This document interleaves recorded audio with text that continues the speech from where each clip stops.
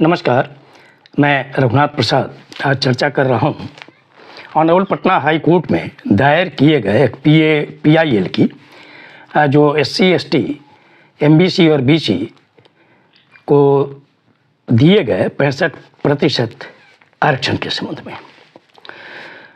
जब 2 अक्टूबर 23 को बिहार का कास्ट सर्वे का रिपोर्ट जारी हुआ, उसी दिन से जो कुछ तत्व हैं वो परेशान थे। फिर लगे बिहार विधानमंडल में जब 7 नवंबर 2023 को ये पेश हुआ, इकोनॉमिकल डाटा, सर्विस का डाटा, गरीबी का डाटा और अन्य सभी जानकारियां दी गई, तो और ज़्यादा पेट में मरोड़ आने लगा। वैसे तत्वों को जो लोग शुरू से ही सामाजिक न्याय के किसी भी कदम के विरोधी रहे, आदतन, चाहे वो 1978 में जननायक कर्पूरी ठाकुर के द्वारा दिया गया आरक्षण हो, यहाँ तक कि जब उसमें 3% आरक्षण प्रावधानों के से अलग होकर कर्पूरी जी ने दिया था आर्थिक दृष्टिकोण से कमज़ोर उच्च जाति के लोगों को, तब भी उन्हें गालियाँ दी गई।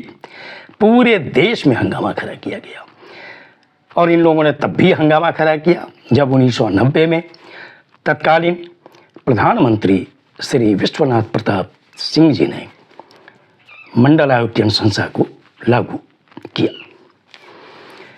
अब इस तरह से वो विरोध इसलिए नहीं कर सकते क्योंकि नैतिक साहस इसलिए नहीं है कि 2019 में कॉन्स्टिट्यूशन में अमेंडमेंट किया गया, आर्टिकल 15(6) लाया गया और उसके आधार पर उच्च जाति के आर्थिक दृष्टिकोण से कमजोर वर्गों के लोगों को 10% आरक्षण दिया गया।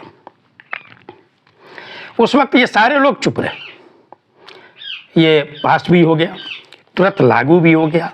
ज़्यादातर राज्य सरकारों ने भी वो लागू कर दिया बिना किसी डाटा के। न केंद्र सरकार के पास कोई डाटा था, न राज्य सरकार के पास कोई डाटा था। अब महसूस करना पड़ता है कि जब बिहार का सर्वे का रिपोर्ट आया और यह पता लगा कि उच्च जाति की आबादी है 15.5%, चूँकि मुसलमानों की 3 जातियाँ उच्च जाति में आती है और रेस्ट सभी जातियाँ या तो अत्यंत पिछड़ा वर्ग में है या पिछड़ा वर्ग में।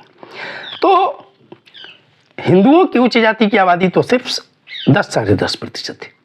फिर भी टोटल जो 15.5% आबादी है और इकोनॉमिकली वीकनेस जो गरीबी आई है वो 25% है। अर्थात उनका आर्थिक दृष्टिकोण से जो एक संरक्षण मिलना चाहिए वो कितने प्रतिशत का मिलना चाहिए? अधिकतम 4% का। तो हम लोगों को देखना चाहिए कि कर्पूरी ठाकुर जी कितने दूरदर्शी थे कि उन्होंने उस समय 1978 में 3% आरक्षण दिया था, लेकिन मिला कितना? 10%। और वो अपहेल्ड भी हो गया 3-2 के बहुमत से ऑनरेबल सुप्रीम कोर्ट के द्वारा नवंबर 2022 में।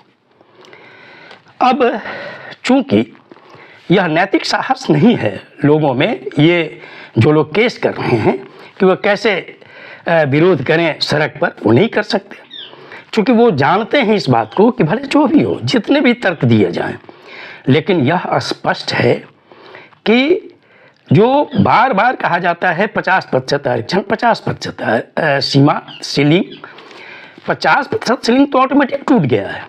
शायद अब किसी राज्य में 50% का सीलिंग नहीं है। 10% आरक्षण जैसे ही EWS का पारित हुआ, 50% का सीलिंग टूट गया। और आज न कल इस सत्य को पूरे देशवासी समझेंगे। मैं अनुरोध करता हूं SC ST MBC और BC आबादी, न केवल बिहार की अल्पसंख्यक आबादी वरन पूरे देश की, कि आप सभी को अपना हितिया देखना है, आपको पहचानना है ऐसे तत्वों को कि कौन लोग हैं जो सामाजिक न्याय की धारा के विरुद्ध हैं। भले सामने आकर वो कुछ करें, लेकिन उनका दिल किस तरह का है वो देख लीजिए। जब PIL दायर हुआ है, 2 व्यक्तियों का नाम मैंने देखा अखबार में, श्री गौरव कुमार और श्री नमन श्रेष्ठ, तो वो भी जानते हैं पूरे सच्चाई को। और आज मैं यह भी कहना चाहूँगा कि जब से ईडब्ल्यूएस आरक्षण लागू हुआ तब से वो तत्व जो खुलेआम कहा करते थे कि अरे आरक्षण से जब डॉक्टर आएंगे तो पेट में चाकू तो छोड़ ही देंगे, अरे आरक्षण वाला इंजीनियर जब पुल बनाएगा तो पुल तो टूटना ही टूटना है। मैं कहना चाहता हूँ कि इस तरह की गंदी बात जो दिल दिमाग में बैठी हुई है ये कब निकलेगा, ये सोचना चाहिए।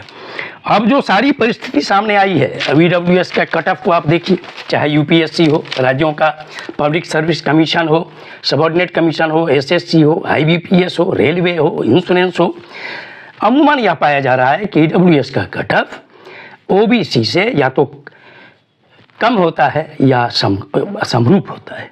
कहीं कहीं तो एससी एसटी के भी जो कट ऑफ हैं वो ज़्यादा होते हैं ईडब्ल्यूएस से। इसीलिए अब जो परिस्थिति है कि जो आरक्षण बिहार सरकार ने 50% से बढ़ाकर 65% किया है एससी एसटी एमबीसी बीसी का, और बिहार सरकार के कैबिनेट ने जो अनुशंसा भेजी है भारत सरकार को कि इसे कॉन्स्टिट्यूशन के 9th शेड्यूल में लाया जाए, तो भारत सरकार का यह फर्ज बनता है कि इसे 9th शेड्यूल में लाकर सामाजिक न्याय की धारा को मजबूत करने का काम किया जाए। और मैं ये चाहूँगा कि सामाजिक न्याय के लोगों को बिहार सरकार के इस निर्णय के पक्ष में रहना चाहिए और शांतिपूर्वक और संवैधानिक तरीके से। और भारतीय जनता पार्टी, हम आरएलजेडी, लोक जनशक्ति पार्टी के दोनों गुटों से मेरा यह अनुरोध होगा कि बिहार सरकार के इस कदम में सर्वसम्मति से साथ दिया जाए जैसा विधानमंडल में दिया गया है। ये वीडियो आपको अच्छा लगा हो तो निश्चित तौर पर लाइक करें, शेयर करें।